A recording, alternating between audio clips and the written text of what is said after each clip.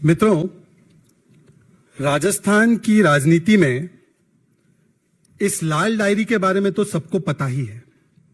ये लाल डायरी है राजस्थान के मुख्यमंत्री के काले कारनामों की, भ्रष्टाचार की, और ये बड़ी चित परिचित लाल डायरी है। इसके बारे में जब भी बात होती है तो अशोक गहलोत जी बड़ा असहज महसूस करते हैं। पर आज इस लाल डायरी पर नहीं बल्कि एक ब्लैक डिजिटल डायरी लेकर आया हूं, राजस्थान के काले करतूतों पर जो हो रहे हैं कानून व्यवस्था के नाम पर। और इस ब्लैक डिजिटल डायरी में वो एक एक प्रमाण है जिस प्रकार से राजस्थान की कानून व्यवस्था को पिछले 4-4.5 साल में अशोक गहलोत जी के रहते हुए ध्वस्त करने का काम किया गया है।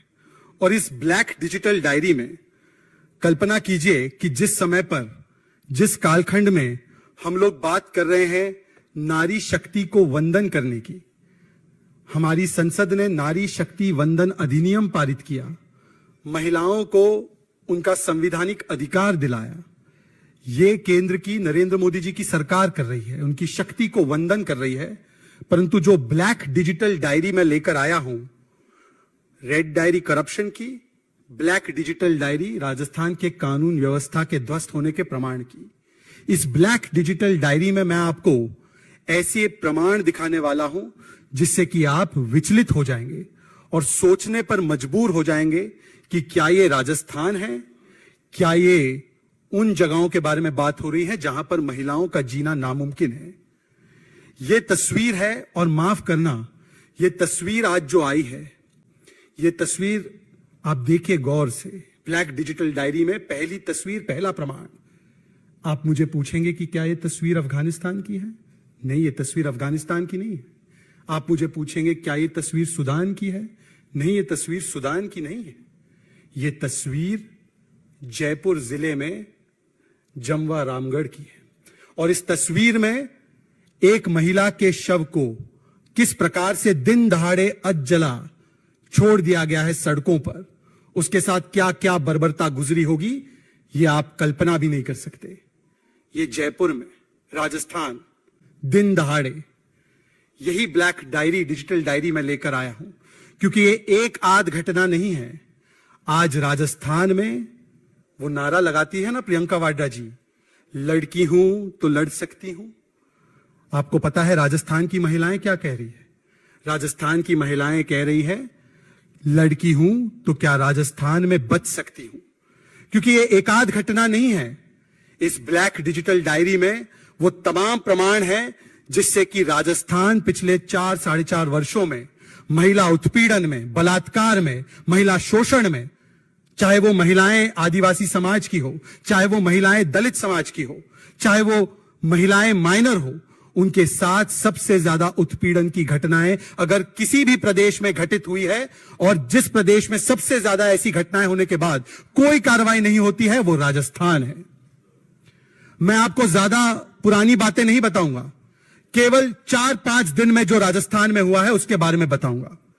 यह तो आज की घटना है, रूह को कंपाने वाली यह तस्वीर आप सबने देखी है। जयपुर में दिन दहाड़े इस प्रकार से अधजला शव मिलता है। अब मैं आपको दिखाऊंगा एक और तस्वीर। यह 2-3 दिन पुरानी तस्वीर है। यह तस्वीर है सीकर की। सीकर में एक 15 वर्षीय बच्ची, खेलती कूदती, शिक्षा प्राप्त करने की जिसकी उम्र है, उस बच्ची के साथ गैंगरेप किया जाता है। और उस बच्ची का गैंगरेप करने के बाद उसे कुएं में मारकर ढकेल दिया जाता है। आप कहेंगे कि केवल इतनी घटनाएं? मैं आपको एक और घटना से वाकिफ कराना चाहता हूं। यह घटना है हनुमानगढ़ की। न्याय नहीं मिला तो दुष्कर्म पीड़िता ने लगाई फांसी। मित्रों, 19-20 सितंबर की बात है। एक रेप पीड़िता, जिसका मैं आपको बयान भी अभी सुनाऊंगा, वो रेप पीड़िता के साथ रेप जब हुआ, वो पुलिस को अप्रोच करती है, राजस्थान पुलिस में शिकायत दर्ज करवाती है, 164 में अपना स्टेटमेंट दर्ज करवाती है और कहती है मेरे साथ ये जुल्म हुआ। और राजस्थान की पुलिस, जाहिर सी बात है, जब राजस्थान के मुखिया ही बलात्कारियों को बचाने के लिए सारे हथकंडे करते हो तो राजस्थान की पुलिस उनकी शिकायत को अनसुना अनदेखा करती है। वो महिला मजबूरन जाकर एसपी ऑफिस के सामने धरना देती है, फिर भी राजस्थान शासन प्रशासन के कान पर जू तक नहीं रेंगती और फिर हताश होकर, निराश होकर जिस प्रकार से उस महिला को अपमानित किया जाता है, अपराधियों को बचाया जाता है, वो महिला मजबूरन अपनी जान लेने पर विवश हो जाती है। यह घटना घटी जिस दिन पर हम केंद्र में नारी शक्ति वंदन अधिनियम पारित कर रहे थे। एक तरफ तो पूरा देश नारी शक्ति को वंदन करता है, प्रधानमंत्री नरेंद्र मोदी जी महिलाओं को उनका संवैधानिक अधिकार सुनिश्चित कराते हैं, और राजस्थान में जो बुनियादी अधिकार है महिला का कि यदि उसके साथ इस प्रकार की घटना हो, दुष्कर्म का वो शिकार बने, वो पुलिस के पास जाती है, परंतु पुलिस उसे क्या कहती है, मैं आपको सुनाना चाहता हूं और बताना चाहता हूं कि किस प्रकार से राजस्थान की पुलिस ने उसके साथ व्यवहार किया। यह स्थिति बन चुकी है। सुनिए उनकी बात। 5 अगस्त को एफआईआर करवाई थी महिला थाने में और बयान भी मेरे हो गए हैं और आरोपी को अभी तक गिरफ्तार नहीं कर रहे हैं।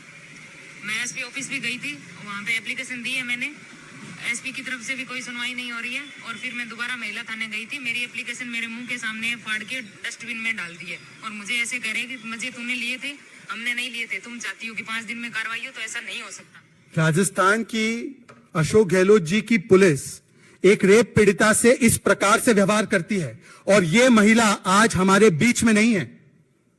यह महिला हमारे बीच में नहीं है। आज इन्होंने आत्महत्या कर दी। सीकर में 15 वर्षीय बच्ची को कुएं में डाल दिया गया। जयपुर में आज जला शव मिल रहा है। भीलवाड़ा की घटना याद होगी आपको। यह भीलवाड़ा में यह भट्टी जिसमें कोयले को जलाया जाता है, उसमें एक आदिवासी बच्ची के साथ बर्बरता करके टुकड़े टुकड़े उसके करके उसको जला दिया गया। यह भीलवाड़ा की घटना, और केवल भीलवाड़ा की नहीं, करौली में यह तस्वीर भी शायद आपको याद होगी। एक और ऐसी घटना रूह कंपाने वाली, जिसमें कि करौली में एक दलित महिला को 19 वर्षीय बच्ची उसके साथ बर्बरता करके उस पर तेजाब डालकर उसे मारकर कुएं में ढकेल दिया जाता है। यह सारी घटनाएं हो रही है राजस्थान में, और राजस्थान के मुख्यमंत्री क्या कहते हैं, ज्यादातर बलात्कार के मामले फेक है। यह मैं अपने मनगढ़ंत बयान नहीं सुना रहा हूं, यह देखिए रिपोर्ट हुआ बयान है। ज्यादातर मामले राजस्थान के मुख्यमंत्री बताते हैं फेक है, रेप केसेस। यदि मुख्यमंत्री का ऐसा स्टैंड होगा, यदि कैबिनेट मंत्री शांति धारीवाल कहेंगे कि मर्दों का प्रदेश है, बलात्कार होना लाजमी है, तो राजस्थान की पुलिस क्या न्याय सुनिश्चित करेगी महिलाओं के लिए? क्या दिन दहाड़े जो जयपुर में घटना घटी है वो नहीं घटेगी? आज राजस्थान नंबर 1 हो चुका है। जो सबसे असुरक्षित जिले हैं महिलाओं के लिए देश भर में, 10 में से 8 जिले राजस्थान में है। यह भी एक मीडिया की न्यूज रिपोर्ट में छपा हुआ है। यह इसीलिए मैं आज ये ब्लैक डिजिटल डायरी लाया हूं। रेड डायरी को तो नकारते रहते हैं अशोक गहलोत जी, अब ये ब्लैक डिजिटल डायरी को कैसे निकालेंगे? किस प्रकार से आप आज बात करते हैं कांग्रेस पार्टी के लोग महिला सुरक्षा, महिला सशक्तिकरण को लेकर, बड़े बड़े दावे करते हैं।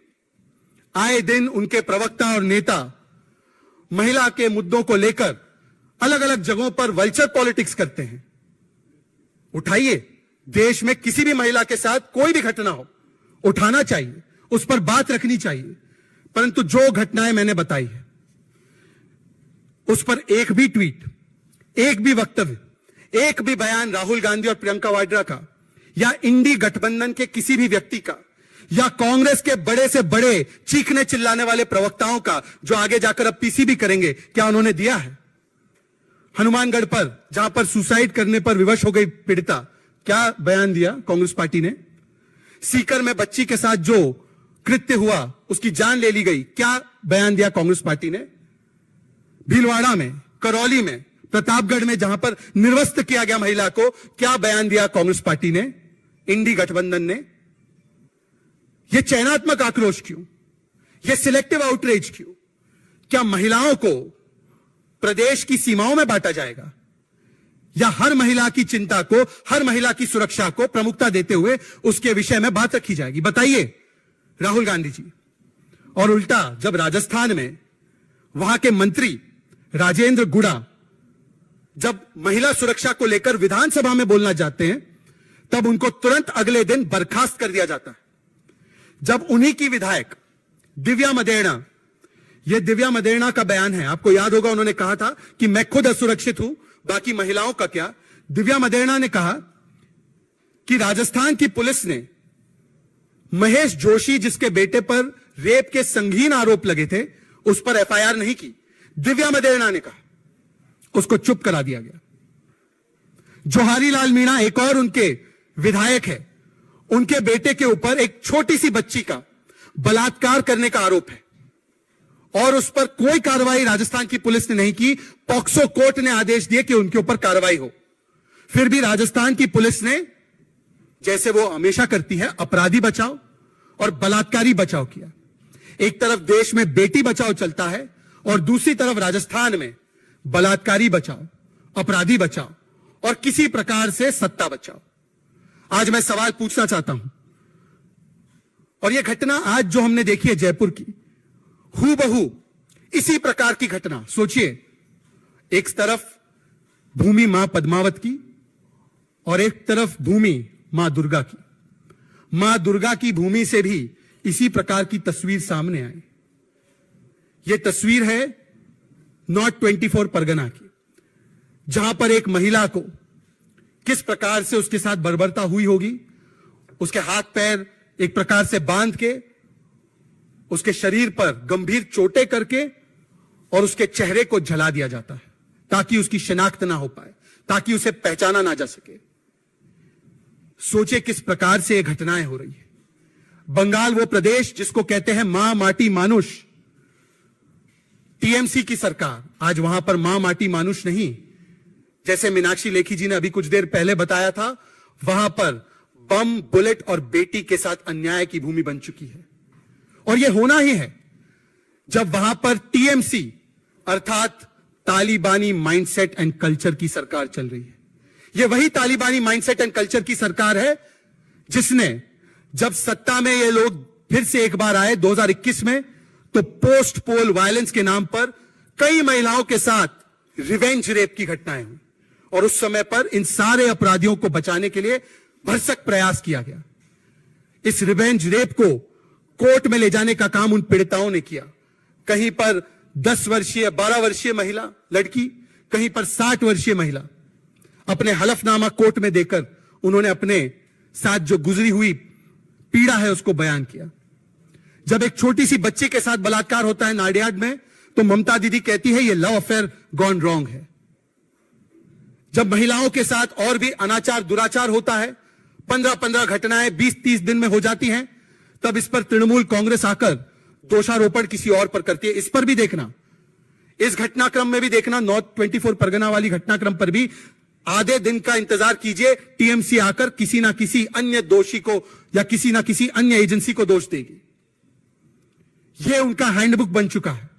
मालडा में आदिवासी महिलाओं को निर्वस्त्र किया गया, शायद आपको याद होगा वो घटनाक्रम।